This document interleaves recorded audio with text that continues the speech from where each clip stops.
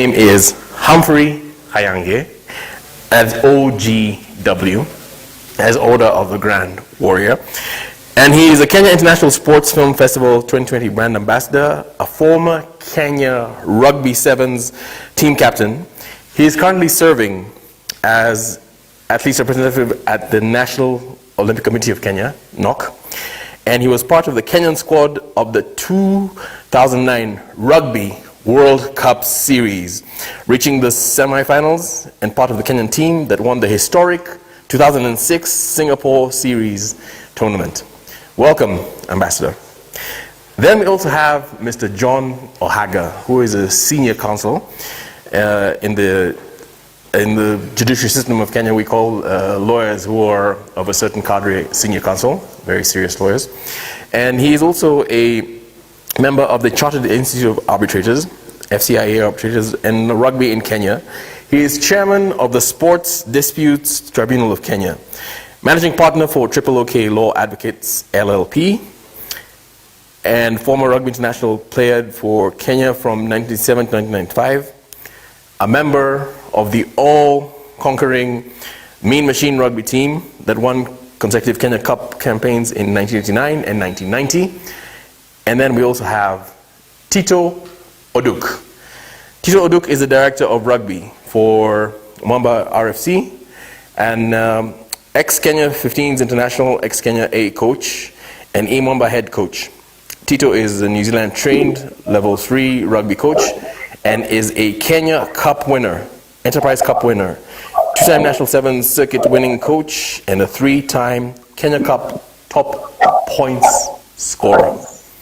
These are very serious people, ladies and gentlemen, boys and girls, on today's panel. And to be the moderator, we have a gentleman by the name of Michael Kwambo, and he's the media officer at the Kenya Rugby Union. So, without any further ado, I'm going to welcome Michael to moderate his panel. Thanks a lot, Chris. You're very welcome. Just before we go on, I know we said we're not going to talk about rugby and Chris, but I'm sure the panelists will agree that Chris definitely looks like a prop forward. He would have made a good prop forward for any of the teams that each one of you guys played for. Good morning, guys. This is Rugby in Kenya. It is great to see you guys, Humphrey, John Mo, and Tito. We're talking about rugby, and on that note, let me just yeah, thanks. Well, we've got rid of the prop forward. I think he's gone for water break. He'll be back. But just getting straight into it, we've all been in the game of rugby, and the first question I'll throw to each one of you, starting with our senior, John Mo, is how did you get into rugby?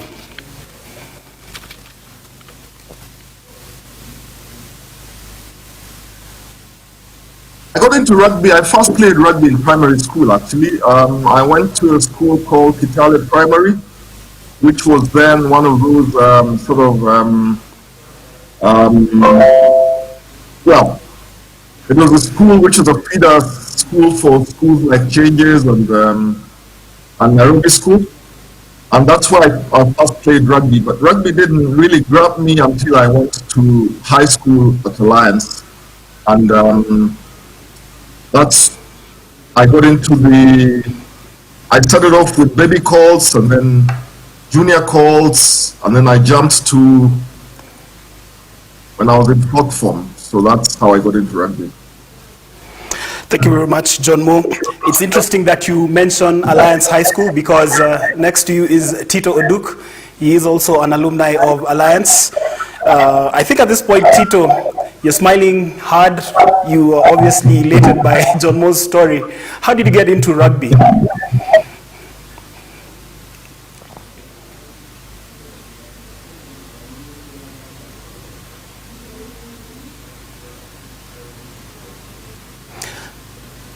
Okay, Tito, can you please unmute your mic?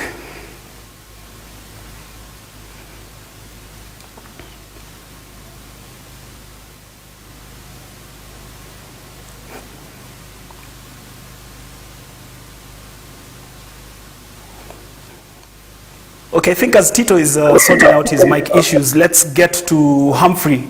Humphrey Kayange, pleasure to be with you on this panel. The question that I had shared with John Mo and with Tito, I'm hoping that your mic is on and your sound is good, is how did you get into rugby?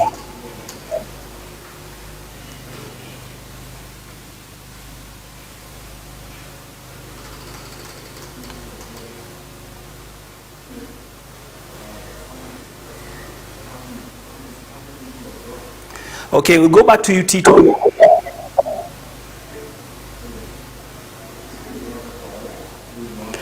Okay, John Mo, it seems our two panelists are having problems with their sound and connectivity.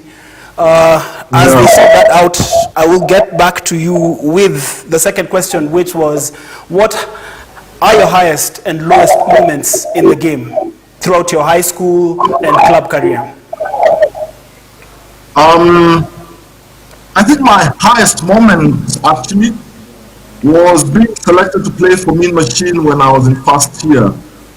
And that's because when I got into UON, I actually thought I would maybe start off in second 15 or third 15 or something like that. Because at the time Mean Machine was packed with changers and patch guys. And they had a very protectionist view about playing for Mean Machine. And so when Bimbo, who had just taken over as coach, selected me in the first game of my first year against KU, and I scored the winning block goal and became an instant star. That was my highest point. In the process, of course, I had to displace somebody from that position. I actually started off playing at center because I believe Tito Kebati was then playing flyer for Mean Machine, and Bimbo then moved me to flyer once he recognized that that's where my true skills lay. My lowest point, I think, let me see.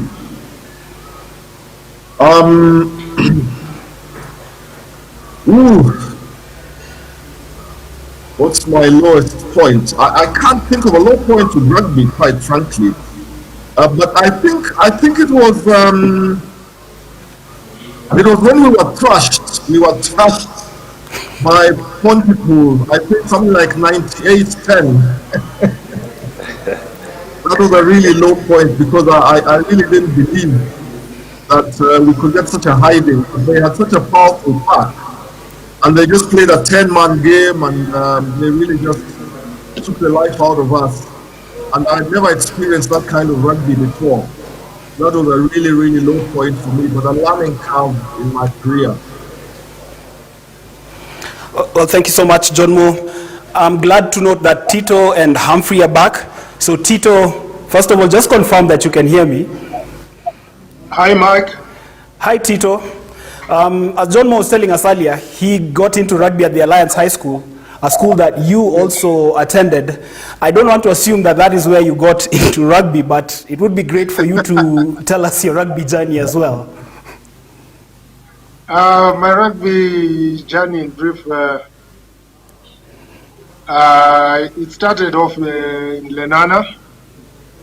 My mom was a teacher in Lenana High School when I was a little kid, so I got to watch the likes of Jimmy Waku running around, and those were my heroes growing up. So when I got to high school, when I joined Alliance, funny thing is that rugby wasn't my first choice. I was still more interested in playing football and basketball with the cool kids, but being 5'11" can only get you so far in basketball. And I needed a sport I could dominate.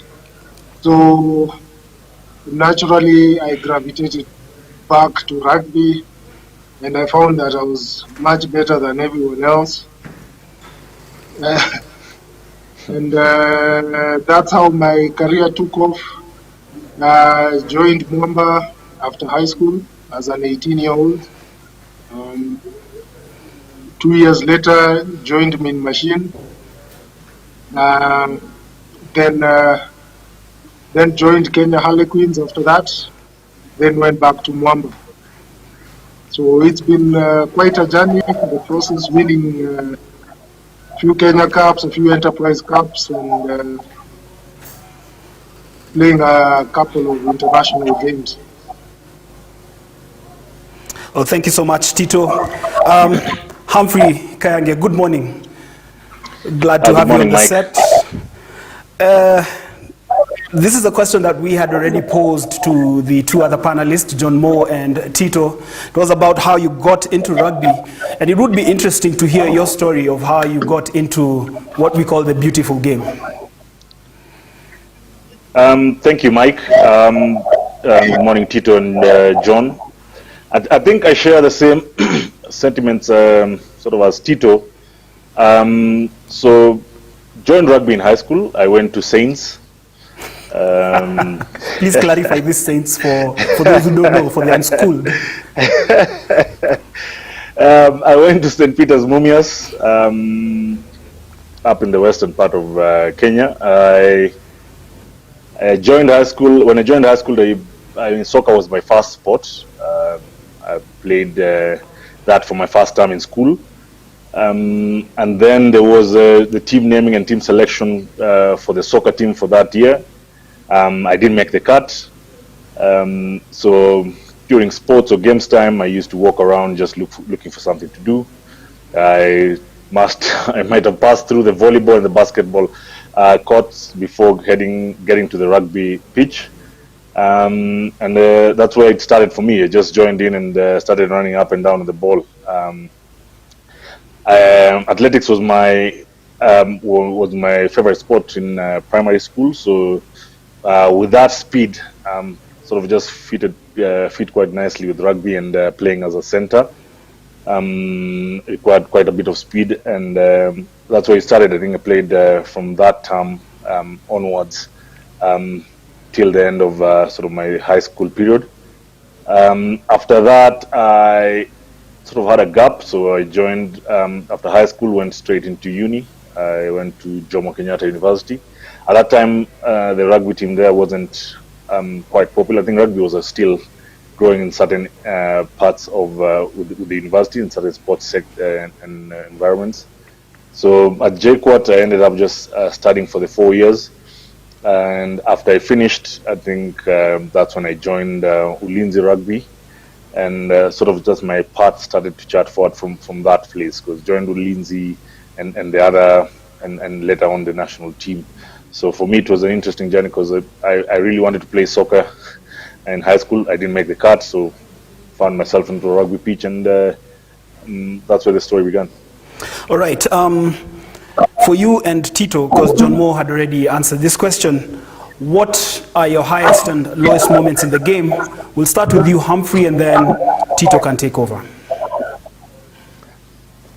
Thank you, Mike. I think I've been part of rugby for a better part of 12, 13 years. Quite a few high moments, I think,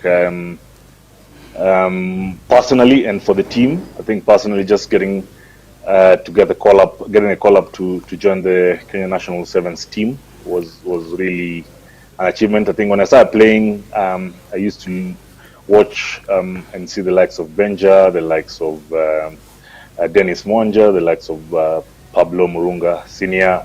I think sneaking into Safari Sevens and watching them play during the Sevens was a highlight of my pre-rugby days.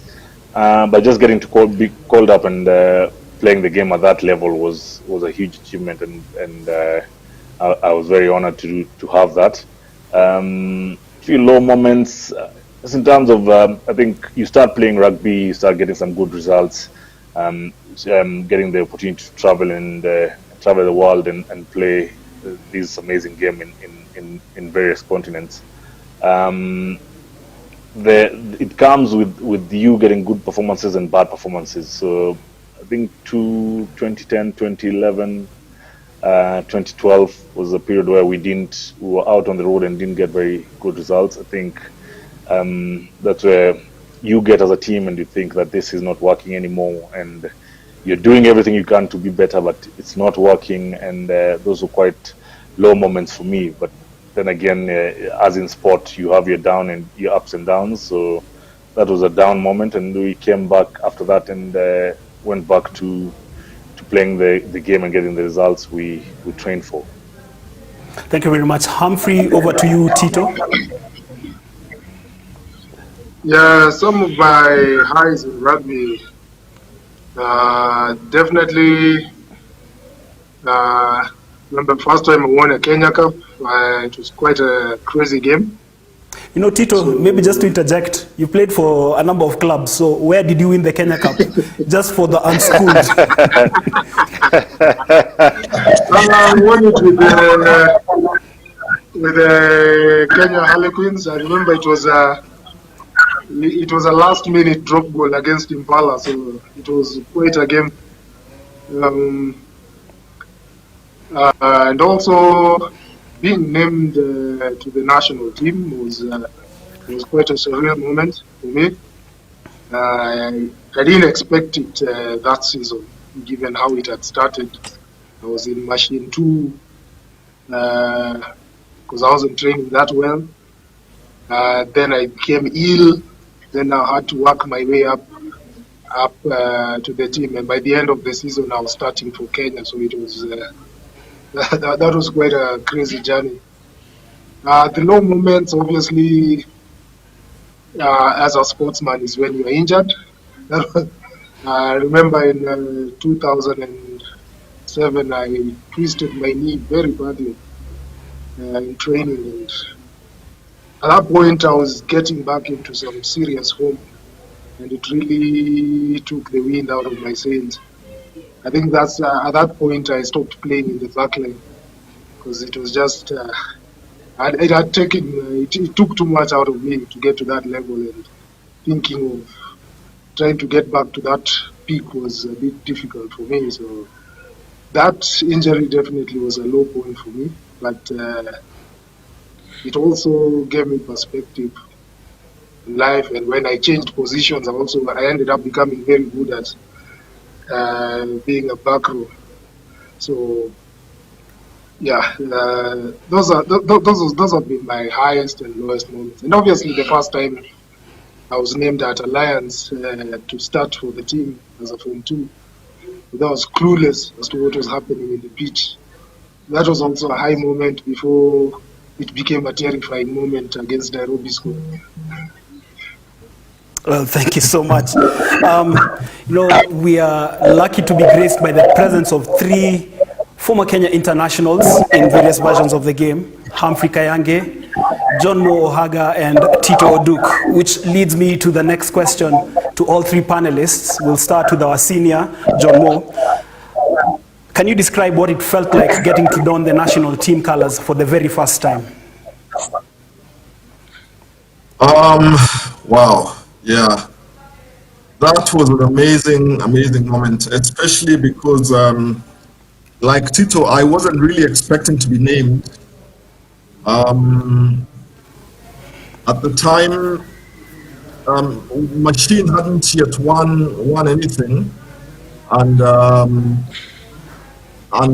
when I looked at the other teams, I thought that perhaps I wouldn't make it that year. But when I was named in the initial, I think I was named in the initial provisional, like 36, and I thought, okay, it's just to make up the numbers. And then we had the trials, and I was named to start for those days. We would have chairmans versus Kenya possibles or probables or whatever. I was named to start for chairman's 15. And then when it came time to name the actual team, I was in the team and I was named in the first 15, and that was absolutely amazing. It's very difficult to describe the feeling. It's just such a sense of pride, such a sense of something that you want everybody that's important to you to be part of. And that's just how I felt about it at the time. And to date, it is a feeling that I will never, ever forget. It really is amazing. Thank you so much. Over to you, Humphrey. I think for me it was a mixed one in terms of how it went through. So I played for Lindsay for a season and got called up to the national team. You used to have trials and then you get named and the final team to travel is named. I think I'd been playing quite well in the 7th circuit, so I did well in the trials and got a nod to travel to Dubai, I think, that season. I think the last training session before we travel, I think we usually have, a last training session before you travel, I got tackled awkwardly and I sort of sprained my ankle. So at that moment I was like, okay, I'm not sure if I'll be ready to do this. I'm not sure if this is the first time I'm going out, I'm traveling, how this will go. Of course, the excitement to be on a plane and get out to play for Kenya for the first time sort of was really in my head, and I was like, okay, I guess this will just die off by the time we get to the weekend, get to Dubai, I get to don the national colors and represent my country. Unfortunately, got to Dubai, my ankle was so swollen, so the whole week I spent the time with the physios just trying to sort it out. Come Friday, the physios are like, okay, we'll just drop it and you'll get to play. At that time, the guys on the team, Benjamin and Oscar Osir, have come back from the UK. You have the likes of Bill Odongo. I mean, it's a star-studded team, and as I said earlier, these guys have been watching from the sidelines and just thinking if I'll ever get there. Now I'm in that space. I'm with them in the changing room. My ankle is still paining. I think it's been stout, but my head is just that will I play? Will I perform and be at the level of these legends of the game? And it went badly. So how I remember my first time, it's the excitement and being able to play with some legends on the team. But then again, on the backside, it's I didn't really pan up. I think I got into the game. I played for I think a minute or two. My ankle, I was limping throughout the pitch in Dubai, and I had to be substituted after coming in as a sub. So later on in my career, I came to really appreciate and be privileged to every time to get the jersey on the team is being named and to feel that great sense of honor and privilege just to be giving this jersey. But from the start, I think it wasn't something that I remember often. But I think it was unfortunate, but it's just mixed feelings for me. But it was part of the process, I guess. Thank you very much. Over to you, Tito. How much time have we got? I know. Don't worry. The second half is gonna be faster. Just relax. No, it's actually something I've been thinking a lot of over the past few weeks. I remember the first time What have you been thinking a lot about? My first cup for Kenya. Thank you. Yeah, so I remember KT named me to start against Zimbabwe. And at that point in 2002, Zimbabwe was still Zimbabwe. And I think the game was to be played on a Sunday. So, you know how you've been training, you've been going well in training, but there's the reality that hits you when you've been named and you realize there's no going back. So I remember that Saturday after KT named the side, and I was in a state of shock, to be honest. Because at that point, we had the Gishukis was still around. I think Ken Aswani was still around. So there were quite some senior guys ahead of me. And I grew up in Lenana with one Mitch Ochola. And I think the group was just back from the Commonwealth Games. And so he had a bit of money in him. At that time, I was a broke university student. So Mitch realized his brother is in a state of shock. And he took me to town. I remember going to that Barclays opposite Nakumat, the Nakumat that unfortunately burned down. We withdrew some money. At that point, I didn't have an ATM card, so it was still an amazing experience to me. He took me to the Kenchik up the road. I know guys know that Kenchik.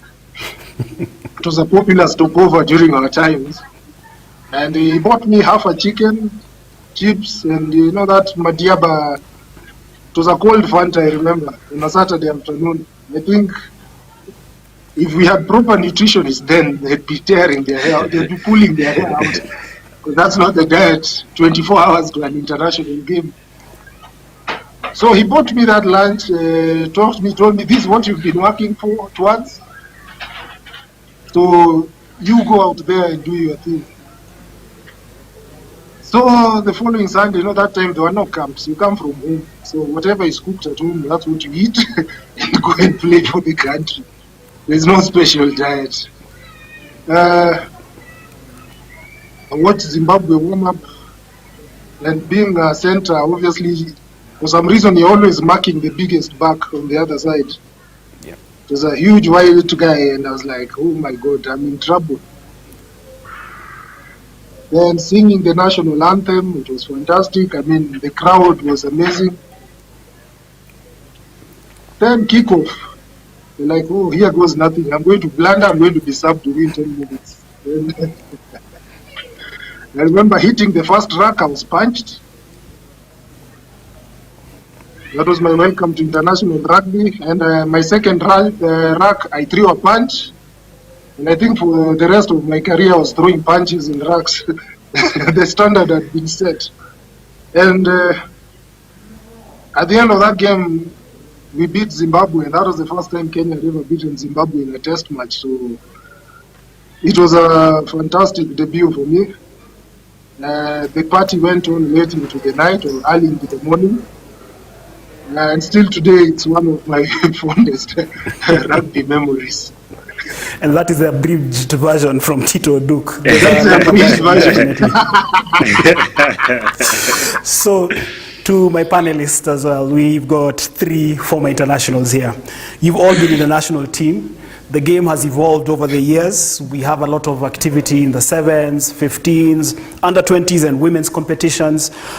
What do you take of the national team performances in all these categories over the years, and do you think that the national teams are capable of even doing better on the continental and global stages? Once again, we'll start with our senior, John Moore.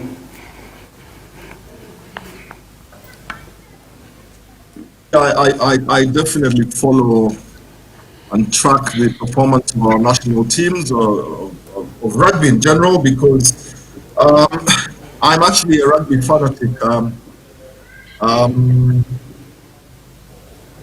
In fact, when I was in campus, my classmates used to ask if I was there on a rugby scholarship because I spent more time training and playing rugby than studying law. So when I look at I definitely think Kenya has great potential. I think that from where I sit at the Sports Disputes Tribunal, certainly rugby's governance structure, I think, is one of the best in the federation. And what that really generally tends to lead to is better performances on the field because I believe that governance is the foundation for performance in any sport, in any endeavor, really. I know that there have been there's been issues about coaching, especially with the 7th team. I think that with the 15th team now, I think we've got stability. I know Polodera very well. He has coached my son. My son is really, really looking at taking up rugby, and coach Paul is a fantastic coach for him. And I think Paul will be able to take the 15 side places. I know that there have been mixed reactions to the reappointment of NATO. You know? Namcos. But I think that he has the right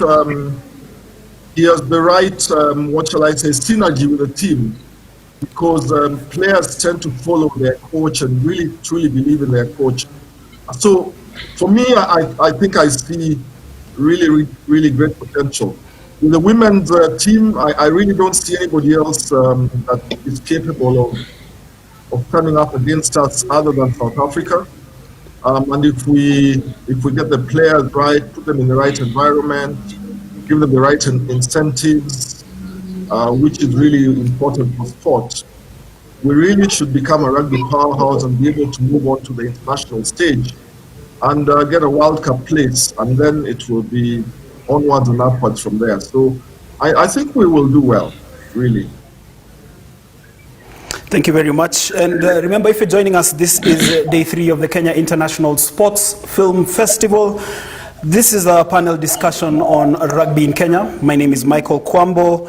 I have John Ohaga, Humphrey Kayange, and Tito Oduk on the panel. We were talking about national team performances and whether they can do better. We've just heard from John Ohaga. Now we will hear from Humphrey Kayange and Tito Oduk. Over to you, Humphrey. Thank you, Mike. I think rugby, the national team performances over the years, we've had great strides. I think with the Sevens sort of just leading the front. From the time I started joining the team to now, and even before that, we've seen players coming in, performances improving from the different generations of players.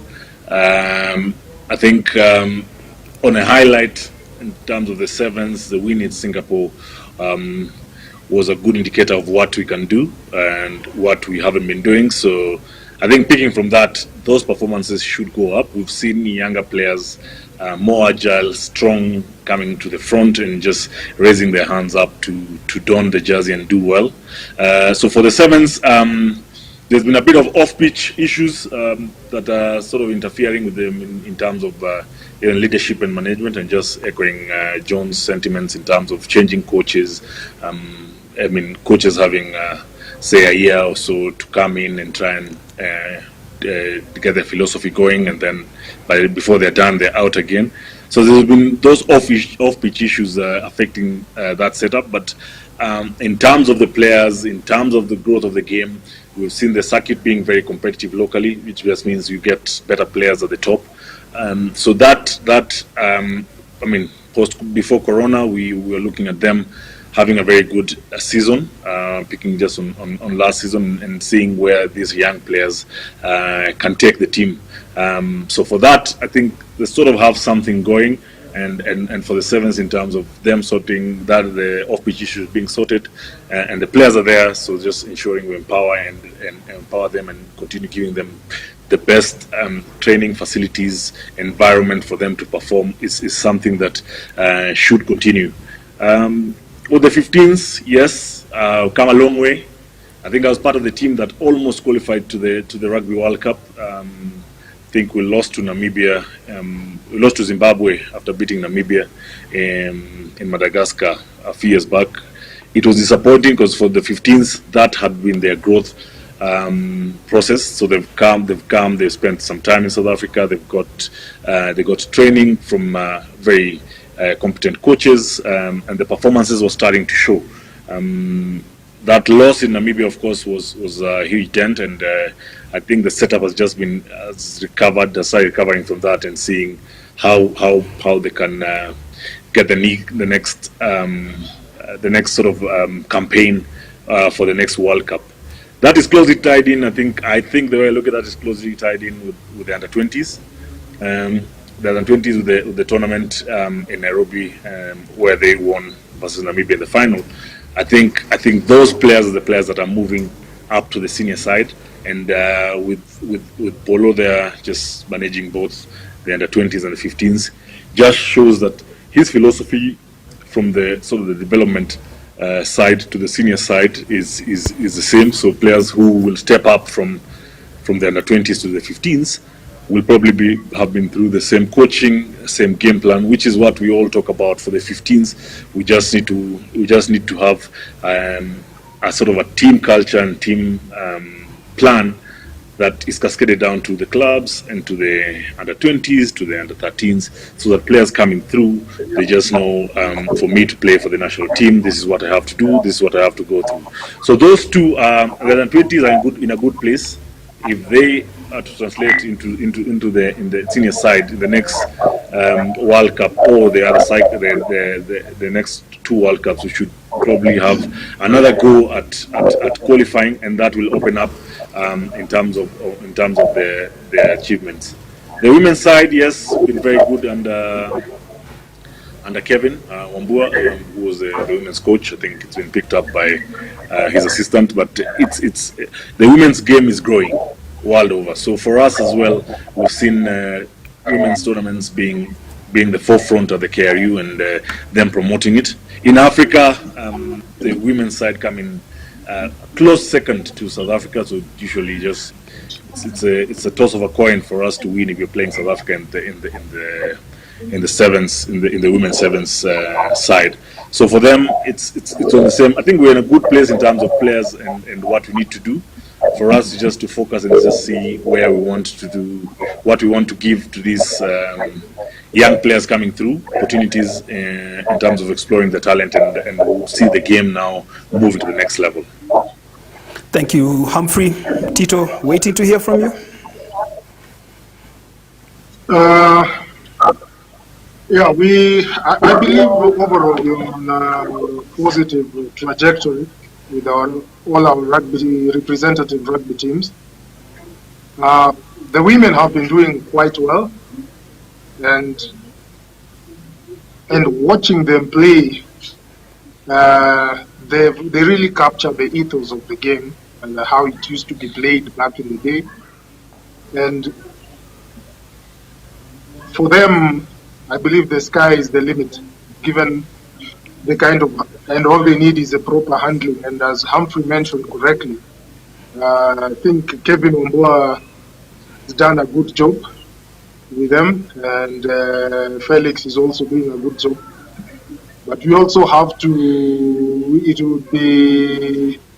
won't be fair not to mention what Mwangi Mude has done for the ladies, because he practically revived women's rugby through Mwamba ladies. And you can see the fruits of his hard work now. You can see all the clubs, the ladies circuit is up and running. And watching them on a Sunday afternoon, the quality of rugby being played is quite high. You look at what Nakuru is doing, what Impala, Mwamba, the KCB ladies team, the northern suburbs, their circuit is quite competitive. On the men's side, we're on the right track with the under-20s. We are building a team culture because the talent has always been there. So it's a question of having the proper pillars, the proper values, what we espouse as a team, to help us over the hump on to the next stage. I think we were almost there in 2015. It was quite unfortunate we didn't make that. It was quite unfortunate not to make that World Cup. But I believe with the current setup, the team is on the right track. The proper players are coming through, and they're beginning to realize what it takes to be an international and what to stay at that level. It's just not your talent, but also your values as a person that will determine how well you play and for how long we can operate at a high level. Thank you very much. And as we come to the tail end of this panel discussion, there is a question that has come in from the audience. Thankfully, we had also thought about it. What can be done to further strengthen rugby in Kenya from the following perspectives? Number one, administratively. Number two, technically. And number three, commercially. Once again, we'll start with our senior, John Moore, then Humphrey, and then Tito Oduk to close it for us. Interesting question, a very important question. With respect to administratively, I think we need to start with the commercial side of things, because the commercial side of things then underpins everything. And I think with the commercial side of things, it is really about how do we ensure that we can sell rugby I always think about sport from the perspective of what would it take for me on a Saturday afternoon to bring my entire family to watch a game of rugby. Because really that's what you want to see. That's how you begin to commercialize the sport, because then from there you can go into merchandising. From merchandising, you're then better able to pay players better allowances, make them full-time professionals, that sort of thing. And so, in my view, I think the most important person in that setup is somebody in the role of a commercial manager who has the sense to know how to sell a product, to know how to sell a sport, to move rugby to bigger, better premises, into a stadium where you've got a gym and you've got all the facilities that underpin the ability to train and to enjoy the sport, as well as to give spectators an experience when they come, such as you would get in any developed country. So that's what I see first.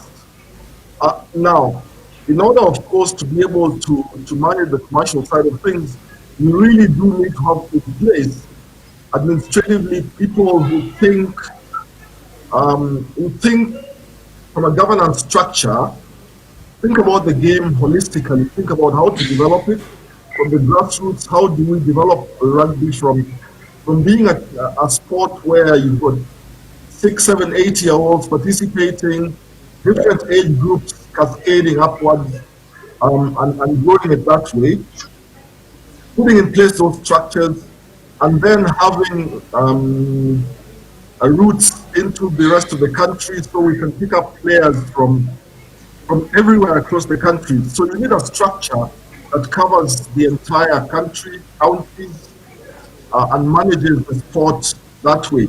I think that to do that, you need more full-time professionals running the game. And then when you come to the technical side of things, you then need to manage each of these age groups with equip them with appropriate technical skills, identify talent, keep talent moving, and at the very top, have a director of rugby whose job really is to look at the entire game across the country and across all different age groups, and then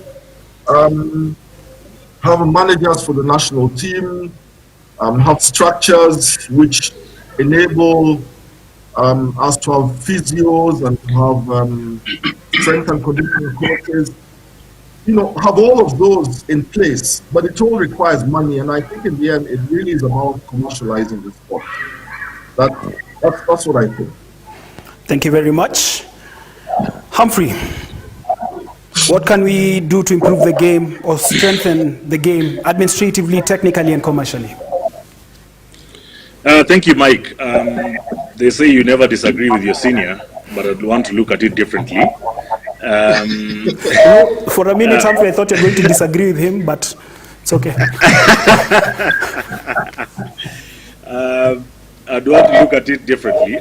So you asked administratively, technically, and commercially. So where we are with rugby is we've got to that phase where we are moving from a sort of amateur, semi-amateur sort of environment to a professional environment. That being said, if things are changing around us, we should also try and adapt and change to the changes, because world over the sport is moving and we don't want to be left behind. So administratively, we as an organization, I mean, and here I speak as KRU, should look at our structure, our governance, our policies, which is what Senior had mentioned, in terms of being able to have people on board that run to fulfill the mission of the organization. So if we want to move rugby to the next stage, this is what we need to do. These are the people we need in place. Yes, the bad side of that is that they'll say, oh, we're still, some of the members at the KRU will still be on a volunteer-based environment or somewhere that is not fully sustainable. But in terms of just knowing this is where we are, this is the few steps we have to make forward. So structure, organization, administration has to be on point to guide the game. So if this is left hanging, everyone moves the game to different directions and we're all pulling the same game that we have, thinking that we're all moving forward, but everyone is moving their own agenda. So that would be some area where we would want, as an organization, to be able to align so that we are able to know, say, the next World Cup we are participating and this is what we need to do now. Then comes the people. So technically, what are we looking at? The game has grown. Rugby is being played all over this country. So technically, are we having coaches from a low level that are all registered, say, with the KRU, that all KRU will focus on improving them and ensuring that the philosophy is the same throughout all these affiliates or federations or schools that are playing the sport. So looking at it from administration and technically, this in terms of structure and organization, technical is just foundation and participation, and commercially is where John, the senior, started from. After we package the game like this, commercially we're able to sell, commercially we're able to ask more from the donors, because if the funders are come or partners come on board and we do not have a product that is well packaged, we won't be able to fulfill their objectives and our objectives.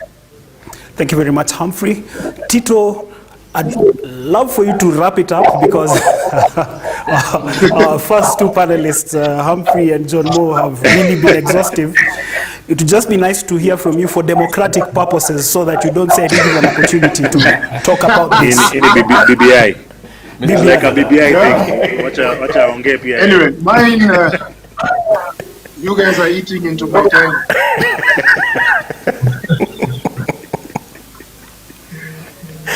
Anyway, mine, unfortunately, I'll disagree with my fellow Bulgarian here and just echo very quickly Humphrey's point.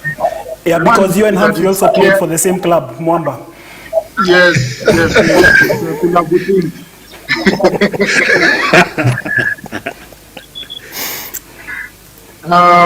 You see,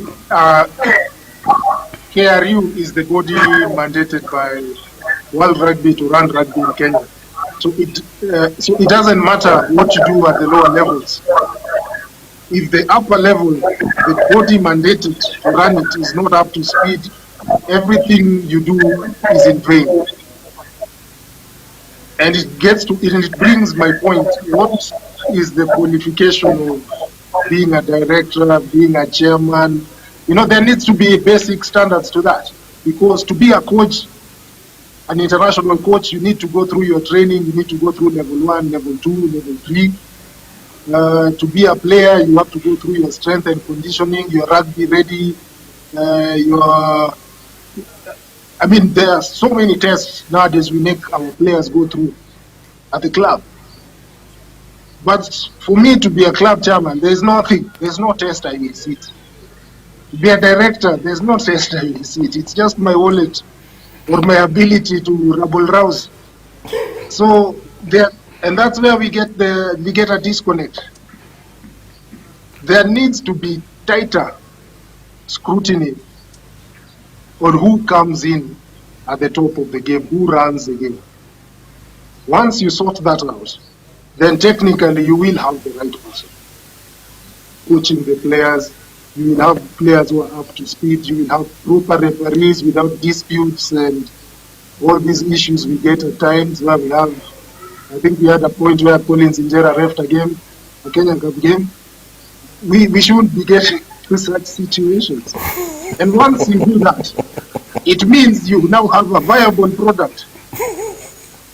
And that product becomes very attractive commercially.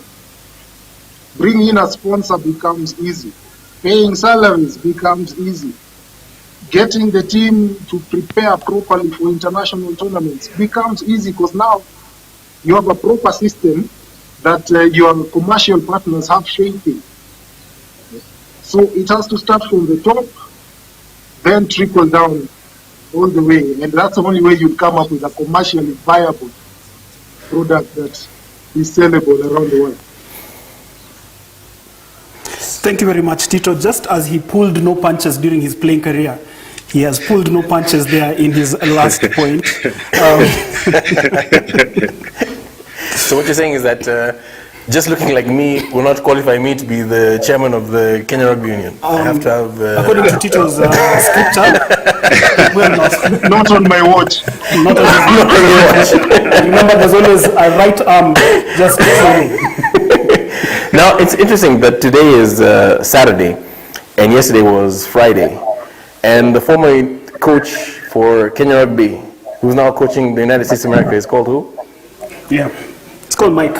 Mike Mike Friday. Mike Friday. Mike Friday. Yeah. There you go.